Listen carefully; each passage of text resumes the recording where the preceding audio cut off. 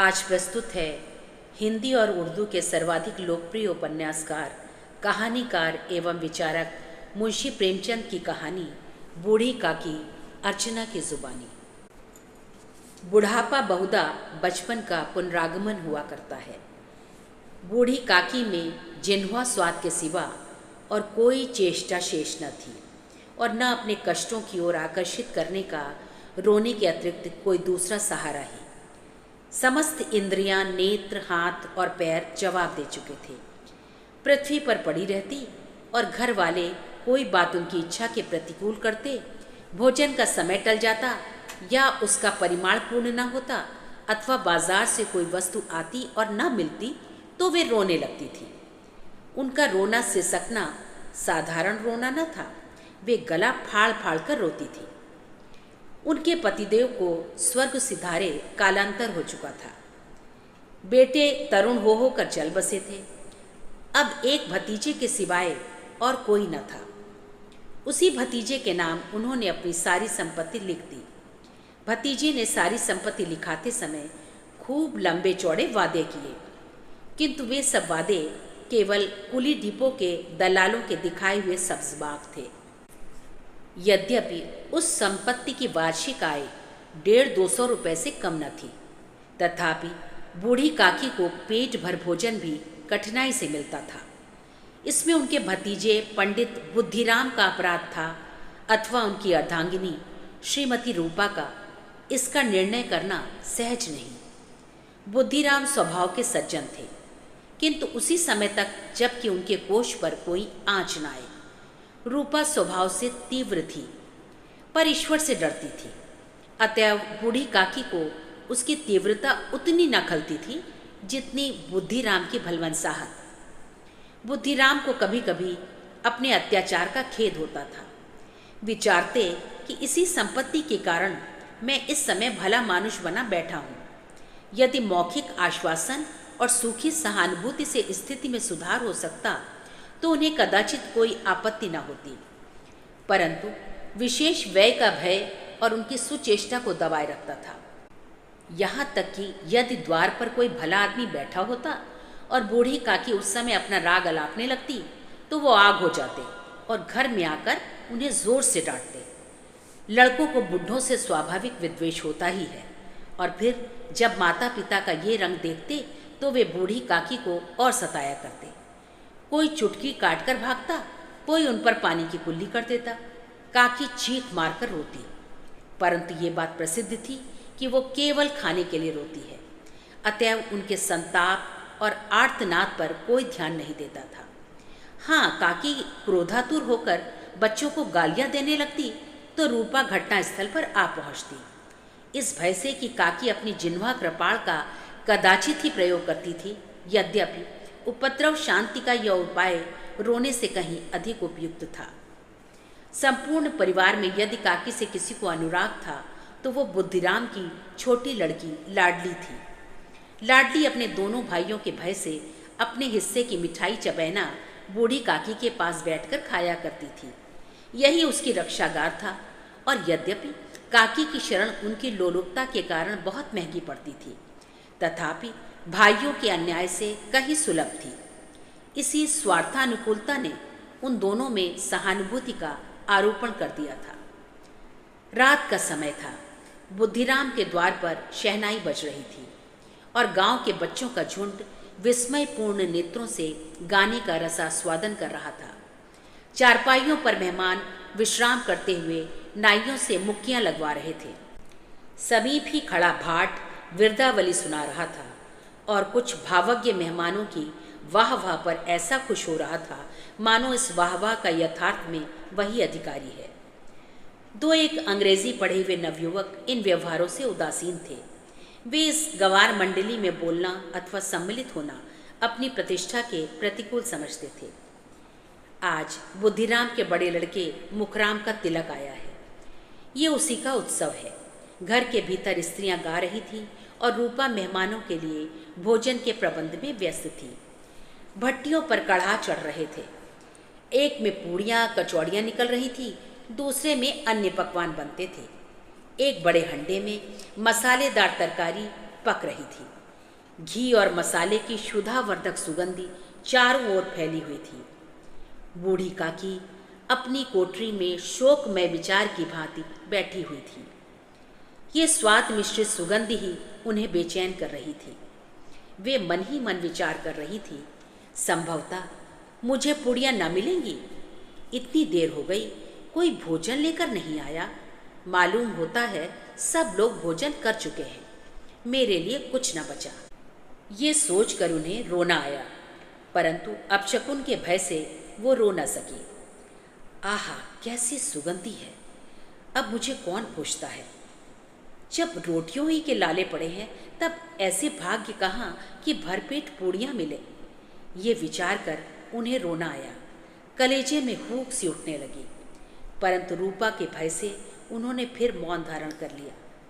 बूढ़ी काकी देर तक इन्हीं दुखदायक विचारों में डूबी रही। घी और मसालों की सुगंध रह रहकर मन को आपे से बाहर किए देती थी।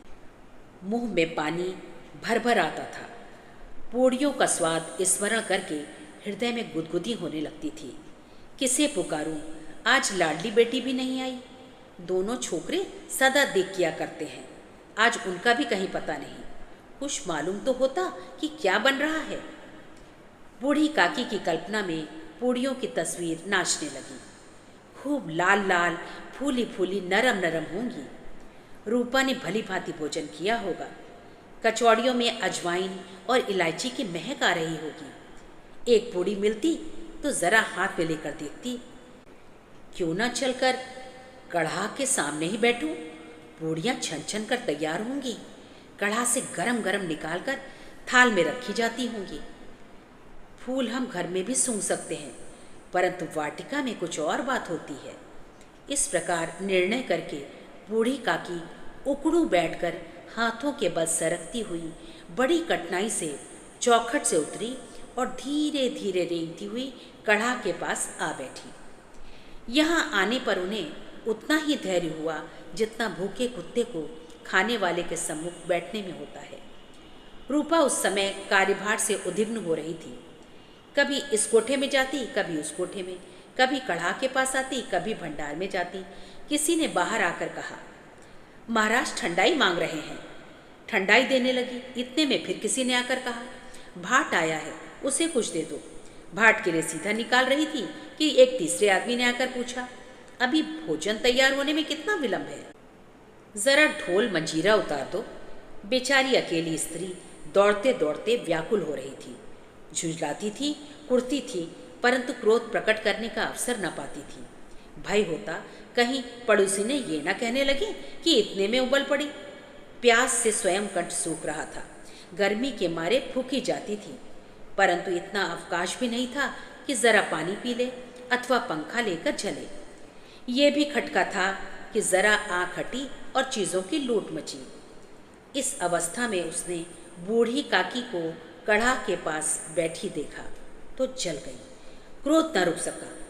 इसका भी ध्यान नहीं रहा कि पड़ोसी ने बैठी हुई है। मन में क्या कहेंगे? पुरुषों में लोग सुनेंगे तो क्या कहेंगे?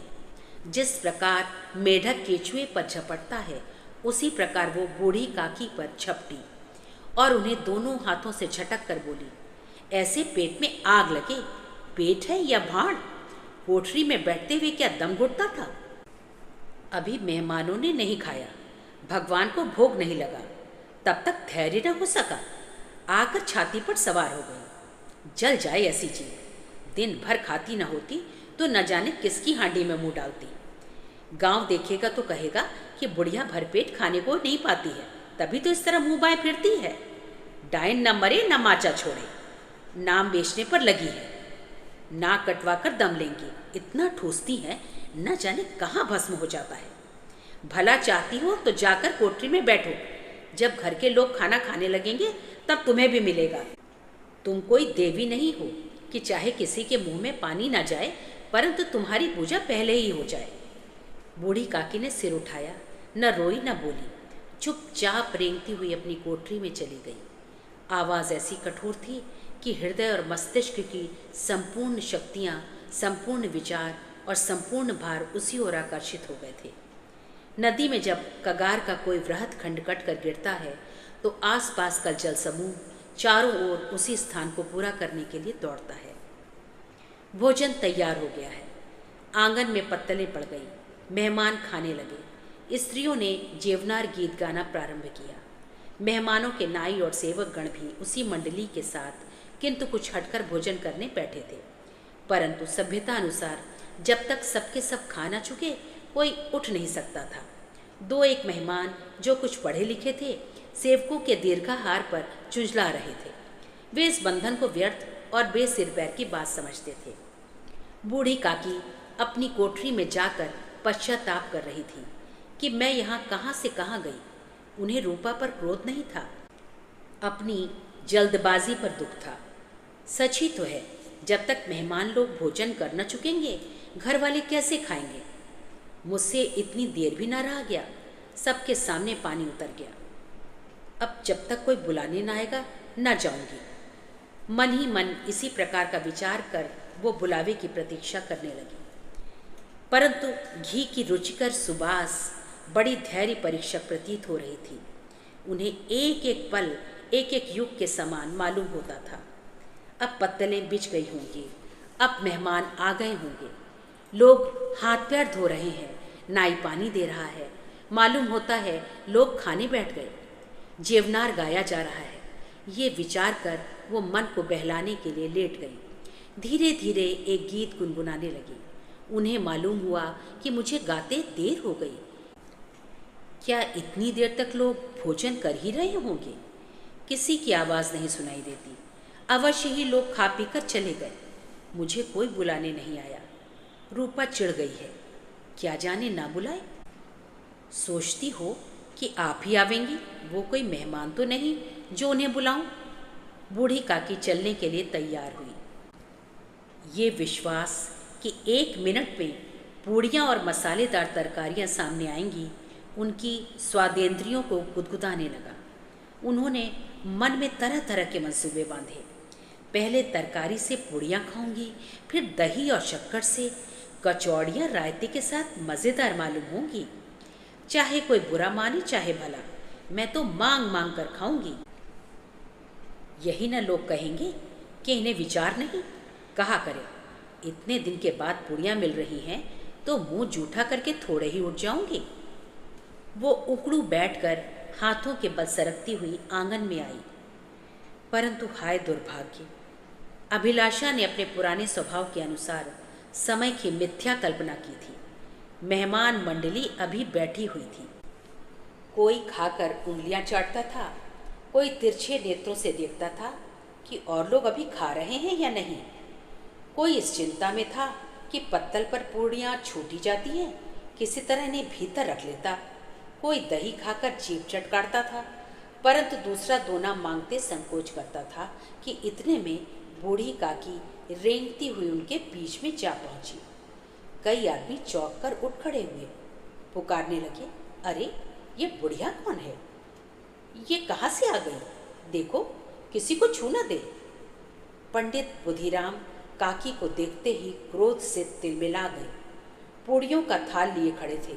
थाल को जमीन पर पटक दिया और जिस प्रकार निर्दयी महाजन अपने किसी बेईमान और भगोड़े कर्जदार को देखते ही झपट कर उसका टेटुआ पकड़ लेता है, उसी तरह लपक कर उन्होंने काकी के दोनों हाथ पकड़े और घसीटते हुए लाकर उन्हें अंधेरी कोठरी में दम से पटक दिया।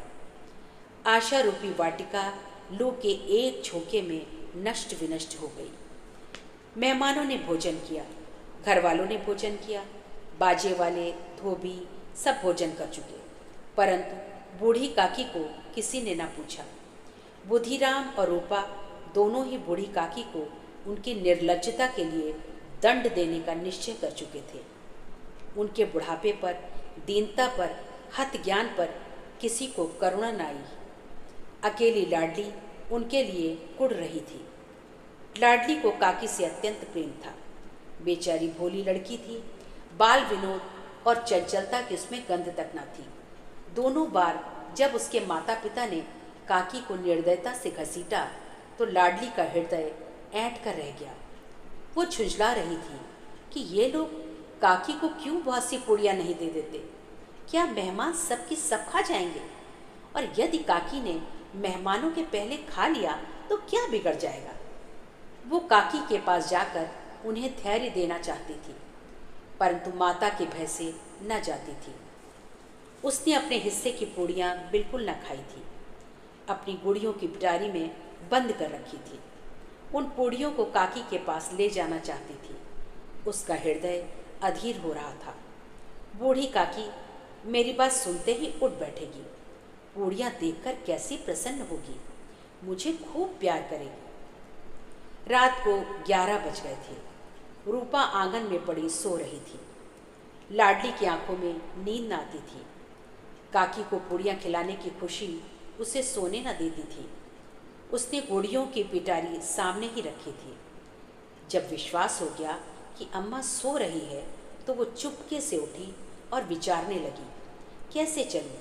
चारों ओर अंधेरा था, केवल चूल्हों में आग चमक रही थी और चूल्हों के पास एक कुत्ता लेटा हुआ था। लाडली की दृष्टि द्वार के सामने वाले नीम की ओर गई। उसे मालूम हुआ कि उस पर हनुमान जी बैठे हुए हैं। उनकी पूंछ, उनकी गदा सब स्पष्ट दिखाई दे रही है। मारे भय के उसने आंखें बंद कर ली। इतने में कुत्ता उठ बैठा। लाडली को ढांढस हुआ।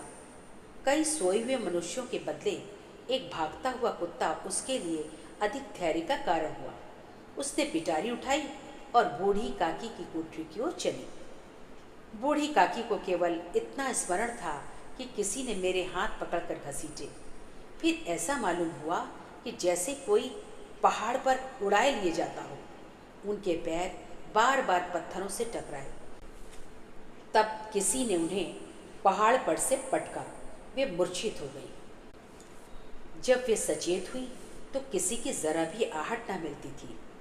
समझी कि सब लोग खा पी कर सो गए और उनके साथ मेरी तकदीर भी सो गई। रात कैसे कटेगी राम, क्या खाऊं? पेट में अग्नि धधक रही है। हाँ, किसी ने मेरी सुधि न ली। क्या मेरा पेट काटने से धन जुड़ जाएगा? इन लोगों को इतनी भी दया नहीं आती कि न जाने बुढ़िया कब मर जाए, उसका जी क्यों दुखावे। मैं पेट की रोटियां ही खाती हूँ और कुछ नहीं। इस पर यह हाल, मैं अंधी अपाहिज ठहरी, न कुछ सुनूं न बूझूं। यदि आंगन में चली गई तो क्या बुद्धिराम से इतना कहना न बनता था कि काकी अभी लोग खा रहे हैं, फिर आना। मुझे घसीटा, पटका। उन्हीं पूड़ियों के लिए रूपा ने सबके सामने गालियाँ दी। उन्हीं पूड़ियों के लिए इतनी दुर्गति करने पर भी उनका पत्थर का कलेजा न पसीजा। सबको खिलाया, मेरी बात तक न पूछी। जब तभी न दी तब अब क्या देंगे, ये विचार कर काकी निराशा में संतोष के साथ लेट गई। ग्लानि से गला भर आता था, परंतु मेहमानों के भय से रोती न थी। सहसा उनके कानों में आवाज आई, काकी उठो, मैं पूड़ियाँ लाई हूँ। काकी ने लाडली की बोली पहचानी। चटपट उठ बैठी, दोनों हाथों से लाडली को टटोला और उसे गोद में बैठा लिया। लाडली ने पूड़ियाँ निकाल कर दी। काकी ने पूछा, क्या तुम्हारी अम्मा ने दी है? लाडली ने कहा, नहीं, ये मेरे हिस्से की है। काकी पूड़ियों पर टूट पड़ी। 5 मिनट में पिटारी खाली हो गई। लाडली ने पूछा, काकी पेट भर गया? जैसी थोड़ी सी वर्षा ठंडक के स्थान पर और भी गर्मी पैदा कर देती है, उसी भांति इन थोड़ी पूड़ियों ने काकी की क्षुधा और इच्छा को और उत्तेजित कर दिया था। बोली, नहीं बेटी, जाकर अम्मा से और मांग लाओ। लाडली ने कहा, अम्मा सोती है, जगाऊंगी तो मारेगी। काकी ने पिटारी को फिर टटोला। उसमें कुछ खुरचन गिरे थे, उन्हें निकाल कर वे खा गई। बार बार होठ चाटती और चटकारे मरती थी। हृदय महसूस रहा था कि पूड़ियाँ कैसे पाऊँ। संतोष सेतु जब टूट जाता है तब इच्छा का बहाव अपरिमित हो जाता है। मतवालों को मद का स्मरण करना उन्हें मदांध बनाता है। काकी का धीर मन इच्छा के प्रबल प्रवाह में बह गया। उचित और अनुचित का विचार जाता रहा। वे कुछ देर तक उस इच्छा को रोकती रही। सहसा लाडली से बोली, मेरा हाथ पकड़कर वहाँ ले चलो जहाँ मेहमानों ने बैठकर भोजन किया है। लाडली उनका अभिप्राय समझ न सकी। उसने काकी का हाथ पकड़ा और ले जाकर जूठे पत्तलों के पास बैठा दिया। दीन, शुद्धातुर, हत ज्ञान बुढ़िया पत्तलों से पोड़ियों के टुकड़े चुन चुन कर भक्षण करने लगी। ओह, दही कितना स्वादिष्ट था, कचौड़ियाँ कितनी सलोनी, खस्ता कितनी सुकोमल। काकी बुद्धिहीन होते हुए भी इतना जानती थी कि मैं वो काम कर रही हूँ जो मुझे कदापि न करना चाहिए। मैं दूसरों की जूठी पत्तल चाट रही हूँ। परंतु बुढ़ापा तृष्णा रोग का अंतिम समय है, जब संपूर्ण इच्छाएं एक ही केंद्र पर आ लगती हैं। बूढ़ी काकी में ये केंद्र उनकी स्वादेंद्रिय थी। ठीक उसी समय रूपा की आंखें खुली। उसे मालूम हुआ कि लाडली मेरे पास नहीं है। वो चौंकी, चारपाई के इधर उधर ताकने लगी कि कहीं नीचे तो नहीं गिर पड़ी। उसे वहां ना पाकर वो उठी तो क्या देखती है कि लाडली जूठे पत्तलों के पास चुपचाप खड़ी है और बूढ़ी काकी पत्तलों पर से पूड़ियों के टुकड़े उठा उठा कर खा रही है। रूपा का हृदय सन्न हो गया। किसी गाय की गर्दन पर छुरी चलते देखकर जो अवस्था उसकी होती है, वही उस समय हुई। एक ब्राह्मणी दूसरों की जूठी पत्तल टटोले, इससे अधिक शोकमय दृश्य असंभव था। पूड़ियों के कुछ ग्रासों के लिए उसकी चचेरी सास ऐसा पतित और निकृष्ट कर्म कर रही है, ये वो दृश्य था जिसे देखकर देखने वालों के हृदय कांप उठते हैं। ऐसा प्रतीत होता है मानो जमीन रुक गई, आसमान चक्कर खा रहा है, संसार में कोई आपत्ति आने वाली है। रूपा को क्रोध न आया। शोक के सम्मुख क्रोध कहाँ, करुणा और भय से उसकी आंखें भर आईं। इस अधर्म के पाप का भागी कौन है? उसने सच्चे हृदय से गगन मंडल की ओर हाथ उठाकर कहा, परमात्मा, मेरे बच्चों पर दया करो। इस अधर्म का दंड मुझे मत दो, नहीं तो मेरा सत्यानाश हो जाएगा। रूपा को अपनी स्वार्थपरता और अन्याय इस प्रकार प्रत्यक्ष रूप में कभी न देख पड़े थे। वो सोचने लगी, हाय, कितनी निर्दयी हूँ, जिसकी संपत्ति से मुझे 200 रुपया वार्षिक आय हो रही है, उसकी ये दुर्गति और मेरे कारण। हे दयामय भगवान, मुझसे बड़ी भारी चूक हुई, मुझे क्षमा करो। आज मेरे बेटे का तिलक था, सैकड़ों मनुष्यों ने भोजन पाया, मैं उनके इशारों की दासी बनी रही, अपने नाम के लिए सैकड़ों रुपए व्यय कर दिए, परंतु जिसकी बदौलत हजारों रुपए खाए, उसे इस उत्सव में भी भरपेट भोजन न दे सकी। केवल इसी कारण तो वो वृद्धा असहाय है। रूपा ने दिया जलाया, अपने भंडार का द्वार खोला और एक थाली में संपूर्ण सामग्रियां सजा कर लिए हुए बूढ़ी काकी की ओर चली। आधी रात जा चुकी थी। आकाश पर तारों के थाल सजे हुए थे और उन पर बैठे हुए देवगण स्वर्गीय पदार्थ सजा रहे थे, परंतु उनमें किसी को वो परमानंद प्राप्त न हो सकता था जो बूढ़ी काकी को अपने सम्मुख थाल देखकर प्राप्त हुआ। रूपा ने कंठावृत स्वर में कहा, काकी उठो, भोजन कर लो। मुझसे आज बड़ी भूल हुई, उसका बुरा न मानना। परमात्मा से प्रार्थना कर दो कि वो मेरा अपराध क्षमा कर दे। भोले भाले बच्चे की भांति जो मिठाइयाँ पाकर मार और तिरस्कार सब भूल जाता है, बूढ़ी काकी वैसे ही सब भुलाकर बैठी हुई खाना खा रही थी। उनके एक एक रोए से सच्ची सदिच्छाएं निकल रही थी और रूपा बैठी इस स्वर्गीय दृश्य का आनंद लेने में निमग्न थी। साथियों, ये कहानी यहीं पर समाप्त होती है। साथियों, यदि आपको मेरे कहानी का वाचन पसंद आ रहा है तो कृपया मेरे चैनल को सब्सक्राइब करें और अपने मित्रों के साथ शेयर करें। धन्यवाद।